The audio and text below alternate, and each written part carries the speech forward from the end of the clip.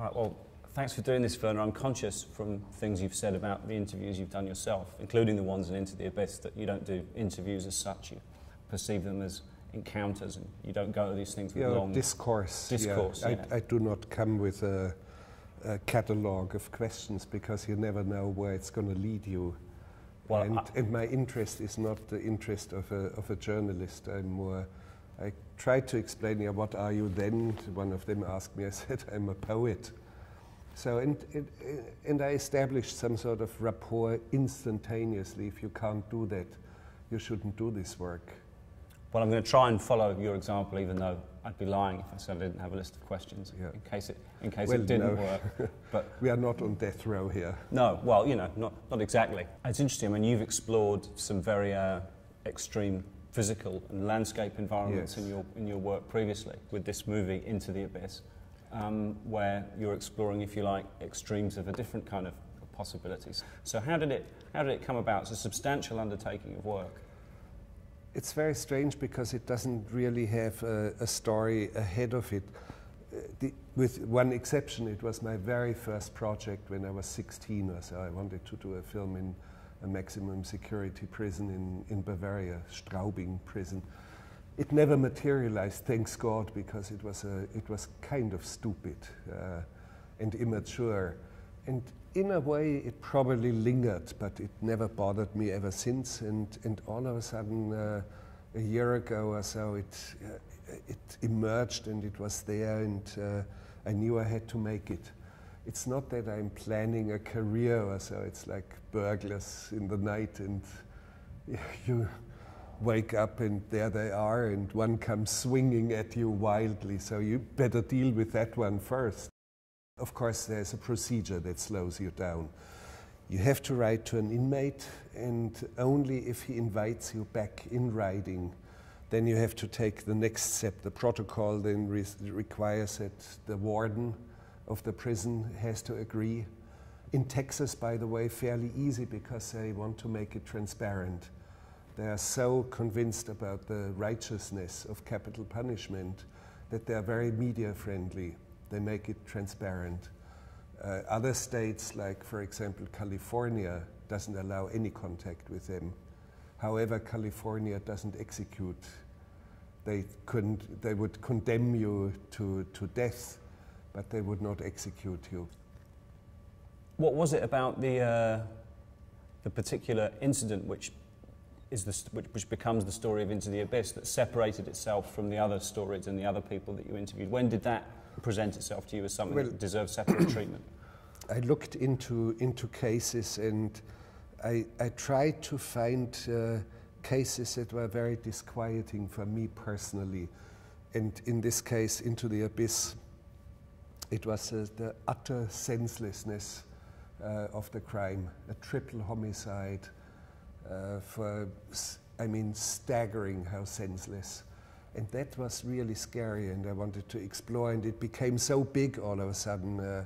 Families of victims, the chaplain of the death chamber who assists the dying, a former executioner. I knew this is separate stories. Don't make it too convoluted. There's one big story there, and I have to tackle it.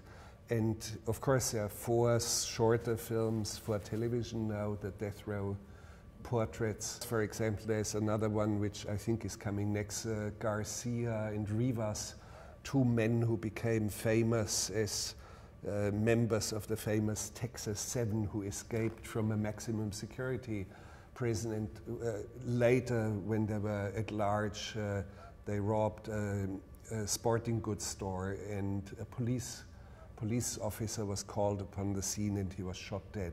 So they put them on death row, all of the sudden, summarily punished or sentenced to death.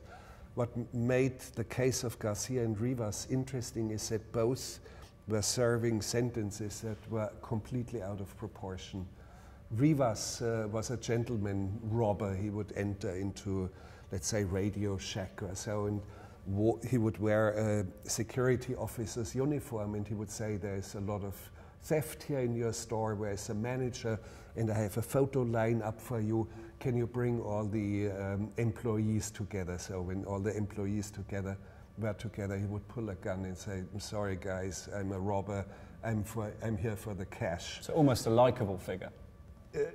Well, not really likable, but relative to the others. In a way likable, because in one case, one of the employees wanted to be shot on the spot, and he, the robber, had to dissuade him. I mean, some of it was really bizarre, and he would lock them back in a back room. For every single one he locked away and took, not even hostage, but locked away, he got 1 life sentence. So he was serving 18 life sentences. After the prison break, where he overpowered guards and a few maintenance workers, 17 of them. So he got 17 more consecutive life sentences. So he was there for 31 life sentences and never harmed anyone. I mean, physically never harmed anyone. But there was one thing clear: there was no proportionality. Yeah. So why are you doing it? What are you seeking? Well, they know exactly when they are going to die and how they are going to die, and they know step by step of the protocol, and we do not. And what kind of consequences does that have? And I asked him, how should we conduct our lives?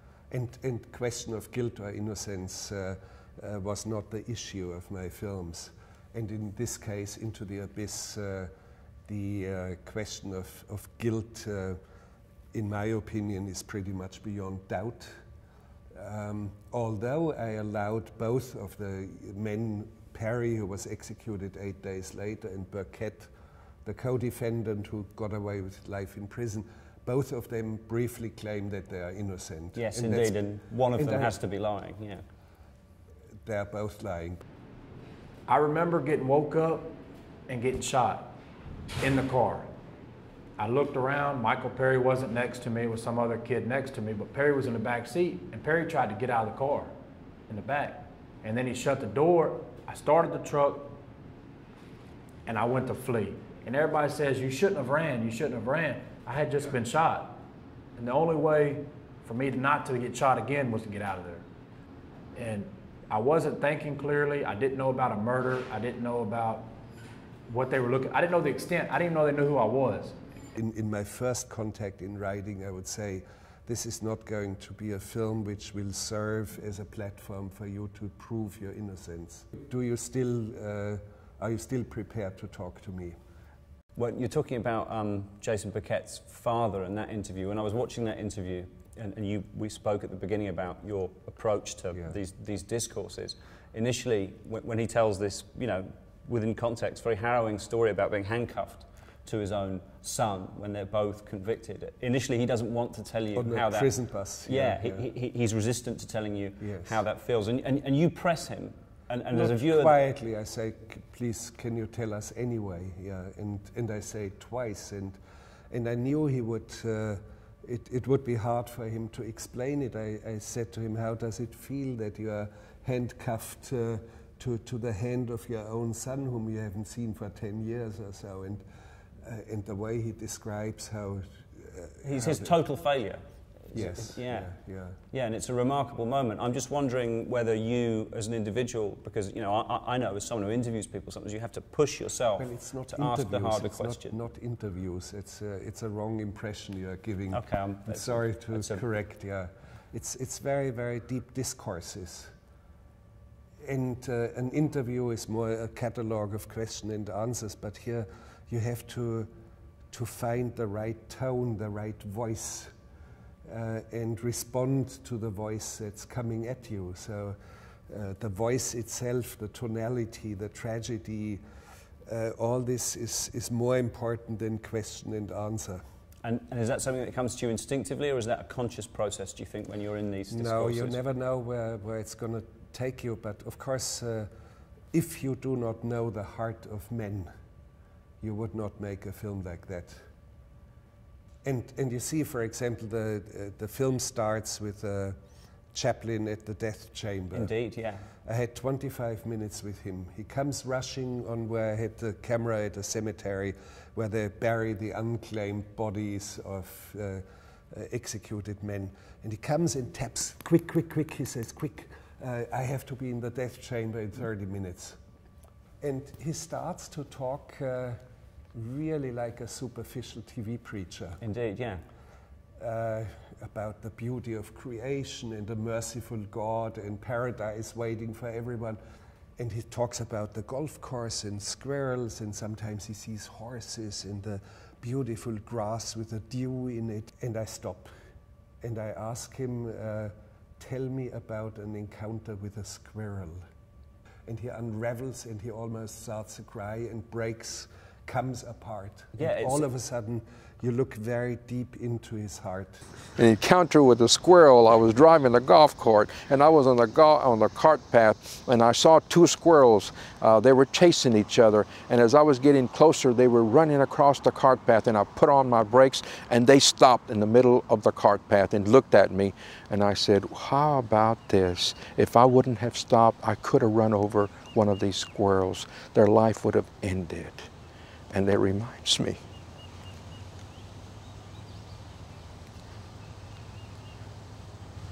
the many people that I have been with on their last breath of life,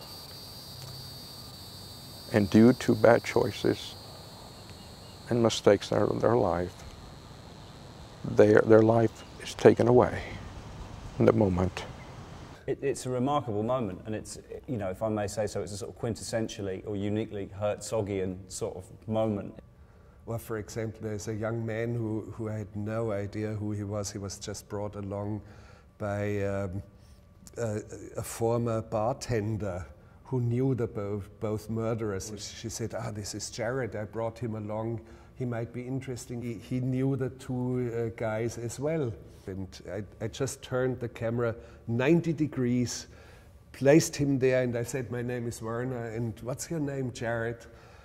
And I start a conversation very briefly, and it's just wonderful how I find a different voice to speak with him. And he was actually stabbed in a fight with a screwdriver, 15 inches long, through the entire chest. A friend throws him a knife and he doesn't pick it up. And this is really heroic, because he would have had a perfect case of self-defense. In the way I'm engaging with him, in the way I truly like this man. I took him back because we immediately liked each other, and we were alone in the car in silence. I drove him back. And I felt both of us wanted to say something to each other. So he steps out, I stepped out. I said, wait a second, Jared, I'd like to tell you something. And I said to him, people always ask you, filming with death row inmates, does it change your life? My answer is no, it doesn't change the course of my life. And having filmed with you doesn't change the course of my life either, but it makes it better. And Jared looked at me and grabbed me briefly and hugged me in a rough, quick hug, and we fled from each other. So I like them all in a way, yes, but not so much, let's say, Perry, and I tell him, the one who was executed, and I tell him straight away at the beginning, your childhood was complicated, doesn't exonerate you, and it does not necessarily mean that I have to like you. So I make myself very clear. Conroe, which is an area where these murders happened and where all this unfolds, is American Gothic. Conroe certainly has a dark side. And I do explore this dark side in a way, but it has a very nice side as well. And there are wonderful people, like, for example, the former captain of the tie-down team. Yes, he stopped doing it after 125 executions. And remarkably enough, after the execution of a female, of a woman, Carla Fay. And he serves in the tie-down team, 2 days later, all of a sudden, he starts shaking uncontrollably, has a breakdown, cannot stop crying. And I asked him, and he's a big man with his resonant voice, I asked him, how bad was this shake? And he says, well, it was a shake. If executions was the law, then I was going to make sure that it was done professionally with integrity. After Carla, and I was a pro capital punishment. After Carla Faye and after all this, until this day, 11 years later, no, sir. Nobody has a right to take another life. I don't care if it's the law. I wanted to go back to something that you mentioned when we were speaking a couple of minutes ago, when you said that you couldn't make this film, or no one could make this film unless you had an understanding of what a man's heart, of a human heart, was about. Yeah, you have to know the heart of men. I say it more biblical. Okay, yeah. But it's not only talking about documentaries. It's the same thing directing actors, for example. You have to connect. You have to understand how they are functioning. You have to read them. And if you don't do my work. Is that an understanding you think you had when you began as a filmmaker, or is it something that's developed as you've gone along? Or? Well, I think I always had it, but I have gained more experience, and it comes easier sometimes. And it's very strange. Sometimes I'm very bold in this. I made a science fiction film, The Wild Blue Yonder. And much of the film is footage that was shot by astronauts in orbit back in 1989. However, I wanted to meet them again, it was 16, 17 years later. They all gathered at Johnson Space Center in Houston. And I was led into this room, and there was a semicircle of seats, of chairs for 6 of them, and in one single chair for me. And I walk in and my heart sinks. What, for God's sake, do I explain to them now? And I sit down and give my name, and they nod it, and I look at them, and all of a sudden I spot one man who was actually the captain the pilot of the spacecraft, of the shuttle. And I said to them, as first thing, I come from Bavaria, I grew up in the mountains, and as a child, I made a little bit money by looking after cows, and I know how to milk cows. And since that time, I can tell from the faces of men that if they can milk a cow, and I said, "You, sir." And he looks, he slaps his thighs and says, "Yes," and makes a gesture. He knew how to milk a cow. Just imagine I had misjudged, and I would sit with these 5, 6 astronauts and had given them this kind of story, and it was all wrong. The embarrassment would have been absolutely profound. So what I'm trying to say is you really have to read people, or understand, or know the heart of men in a way, and to understand how to work, for example, with Kinski, or how to work with Nicolas Cage. And they always are better than in other films. But I think that's demonstrably true. Well, certainly in the latter case, and in the former, because I guess you work with him more than anyone else. I mean, I was wondering, I was watching... But Nicolas Cage, for example, in Bad Lieutenant, Port of Call, New Orleans, I think he's better than in any other film he made before, including the film that won him the Academy Award. Yeah, Leaving Las Vegas, yeah. Where it's really good, but I think in my film he's even better. A lot of the times when I'm watching things you've done, it seems to me that you're interested, or you pursue the idea that, let's say, civilization or certain types of behavior or even sanity are a kind of a fortunate protocol. Yeah, we are on very thin ice. I wonder if you just talk a bit about that. I mean, is that something that you've considered, even though you explore that idea, I wonder whether your idea of it ever changes based on the experiences and the people that you encounter. Do you have like good days and bad days, or are you generally just thinking, yeah, we're still on very thin ice? Does the ice ever get any thicker? No, in general terms, for the human race, we have to face it that civilization is a very thin, very fragile layer upon an ocean of chaos and violence. I'd like to ask you quickly about your relationship with nature and animals, because they recur a lot in your films. I mean, even as an idea, it's interesting that the squirrel was the way into that interview, but there's those great shots of birds in Into the Abyss flying around. I mean, obviously you're very well known for Grizzly Man, and you know the clip of you talking about the jungle while you're making, I think Fitzcarraldo is a huge hit on YouTube. People seem to have gravitate towards that speech about your relationship. And you know why they gravitate? Because I'm saying something that is so evident, but nobody proclaims it. You see, there's this Disneyization of wild nature, as if everything was. Let's say in harmony, as if there was a harmony of the spheres of the universe out there. No, it is not. It's a mess, a very dangerous, chaotic mess. Even our benign sun is hundreds of thousands of simultaneous nuclear explosions. So it's very, very hostile out there, very unlivable, really dangerous and unpleasant. So, and the bears, wild bears, grizzly bears in Alaska, they are not fluffy, cuddly teddies to whom you sing and you touch them and hug them.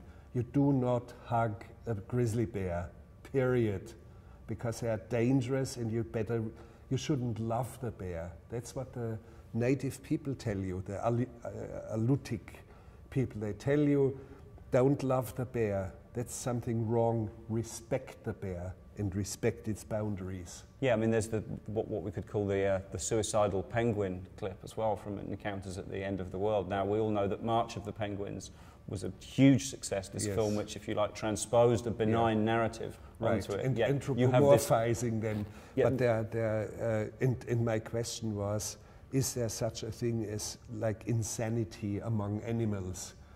Is there something like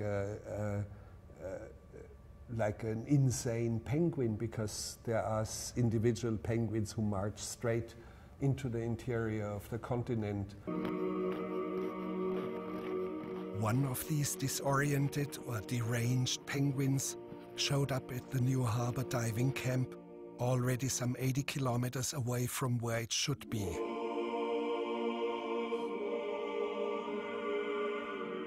The rules for the humans are: do not disturb or hold up the penguin. Stand still and let him go on his way.